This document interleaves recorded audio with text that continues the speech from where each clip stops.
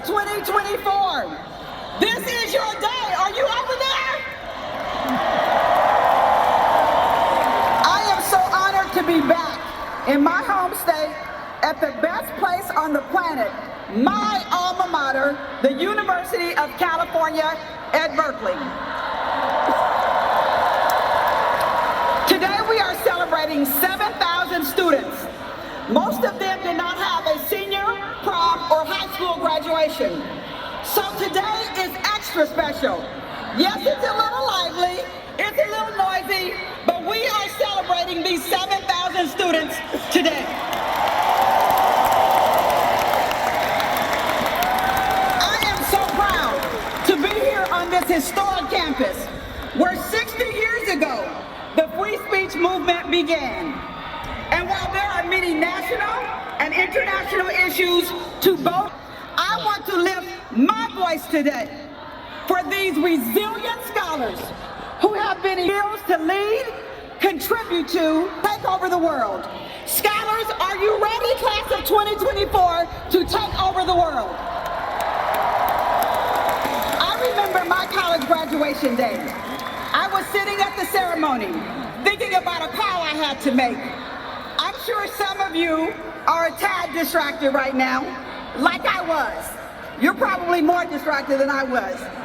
You see, during my first week at Cal, my boyfriend, who was 1 year ahead of me, called to tell me that he had transferred schools.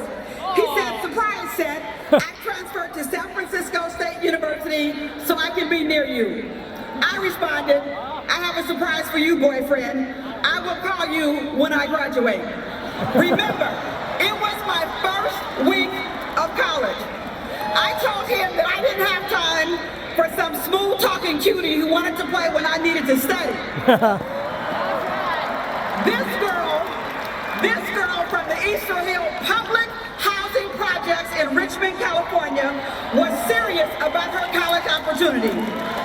People had big dreams for me, and I needed to focus and handle my business. Tell somebody she handled her business. So, I graduated at 2 p.m. and I called him at 3 p.m. Since he hadn't talked to me in almost 4 years, the brother tried to act like he didn't know who I was. I invited him to my graduation party and he said he couldn't come. He even tried to say that he was engaged. However, something happened and he came to the party. Last week, we celebrated our 41st wedding anniversary. Wow! I often tell my husband that he came that close to missing his blessing. So, if you have a call to make, just give me 15 minutes and I will be out of your way. Chancellor Chris, thank you for your service, your devotion, commitment, and leadership. Thank you for modeling our guiding values and principles of diversity, excellence, innovation, public mission, accountability, and transparency. You will be sorely missed. Board of Regents, my colleagues on the Board of Visitors, Kirk Tramble, faculty and administration, congratulations on your many accomplishments, including once again, and for the past 9 years, being named the #1 public school in the country.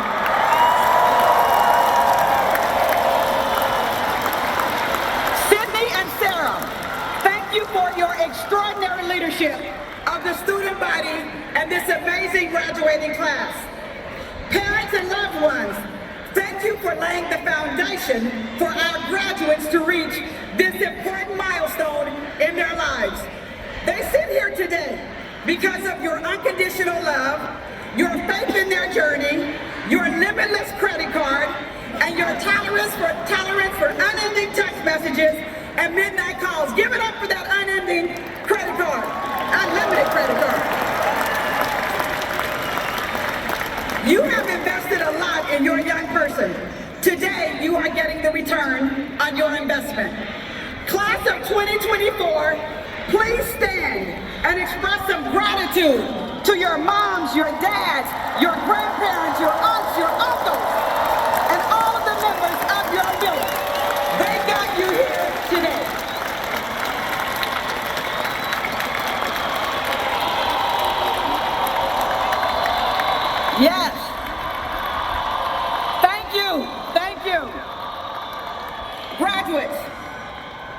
Graduates, a few years ago, you became a part of something very special. I did too, when my feet landed on this campus. I remember standing under Sather Gate and looking up at the Campanini. Everything was so big. I remember walking into one PSL, a lecture hall with 1,000 people, and most of them did not look like me. I remember having to quickly find a quiet study place because the classwork was suddenly a little harder than high school. Enter Moffitt and Doe libraries into my nightlife. I remember how special it was meeting the girl from Long Beach, Yvonne Belair, who became and still is my very best friend, and she is here somewhere today. I also remember the young man who drove me home after class one day, asked me if he was pulling into the projects, and then decided he didn't want to have anything to do with me because of where I lived. Now, my mama always told me, it's not where you live, it's how you live. That's how Carolyn Gardner ran her house. She told us not to be ashamed of where we live. But I guess this young man didn't want a friend from the projects. Somehow that changed when he saw me 2 years later in this very stadium performing on the Cal cheer and dance team. One day he even tried, yes, any cheerleaders and dance team members in the house, yes. One day he even tried to chase me down as I was walking to the DG house at 2710 Channing Way. Anchors away, DGs. I was so proud of my new house, and I was still very proud of my old house in the projects. Fortunately, most people didn't care about my zip code. I was embraced by amazing people who were dedicated to preparing me for the next phase of life. Class of 2024, you have also been embraced by amazing people who taught and cared for you during very turbulent times. Class of 24, please stand one more time and give a thunderous round of applause to the people who nurtured you during a critical period of growth in your life. Your incredible faculty, administrators, and staff. Thank you. Now, while these wonderful people are still available to you, they have left the next chapter of life up to you. In my world, I think of the next chapter as a new season. And the message to you, class of 2024, is the ball is in your hands. Now, certainly you didn't think that you were going to leave today without getting a sports-related message from me, the CEO of the NBA's Dallas Mavericks, were a former, Jim Johnson, I see they like sports in here, were a former California Golden Bear, Hall of Famer Jason Kidd is the head coach. And of course, there's baseball's World Series champion and Cal alum, Marcus Simeon. So, okay, I need everyone, our graduates and everyone, to look at someone, look at them and smile, and tell them, neighbor, okay, I need to hear you, neighbor, the ball is in your hands. Now, I grew up in a Pentecostal church, and we had a lot of neighbors, and we were noisy. Don't get nervous, I'm gonna let you out before midnight. Find someone else and smile, find someone else, and tell them, neighbor, the ball is in your hands. Do we have any basketball, baseball, football players with us today? How about soccer, volleyball, softball, golf, rugby, lacrosse, water polo, tennis players in the audience? We do all of it here at Berkeley. At some point, most of you have handled a ball that is unique to a sport, training, or leisure activity. You've become familiar with that ball and what to do with it.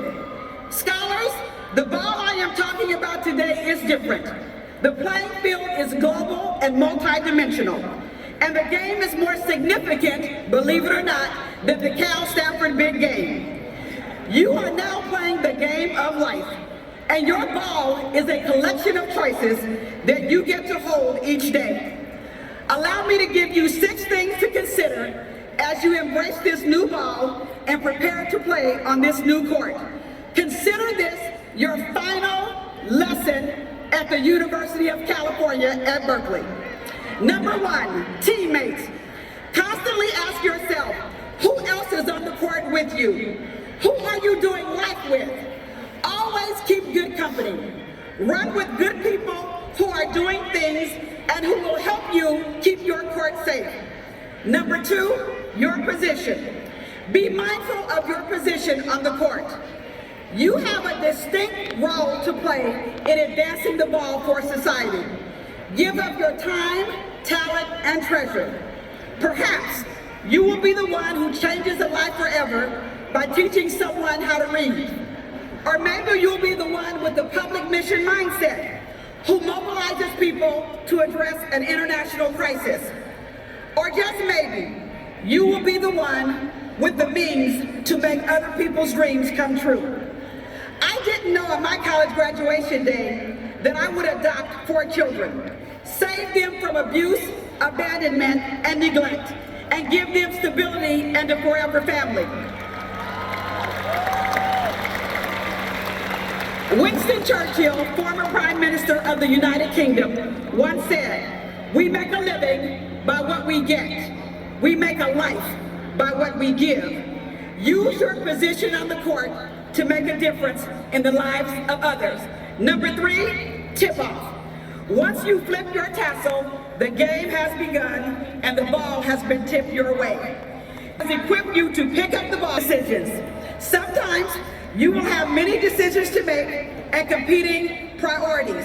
I like to use a simple illustration of a crystal ball and a rubber ball. Life is filled with crystal balls and rubber balls.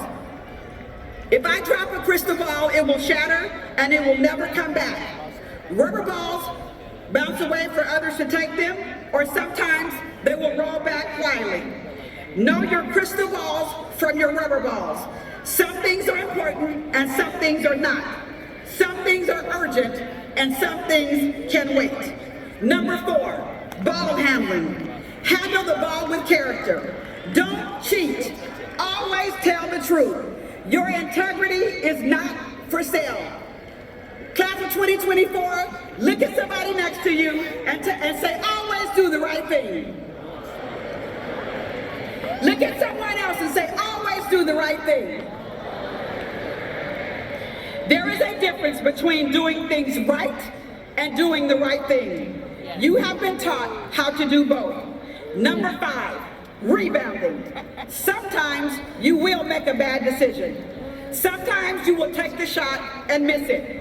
Sometimes the light you see at the end of the tunnel is a train. In the game of life,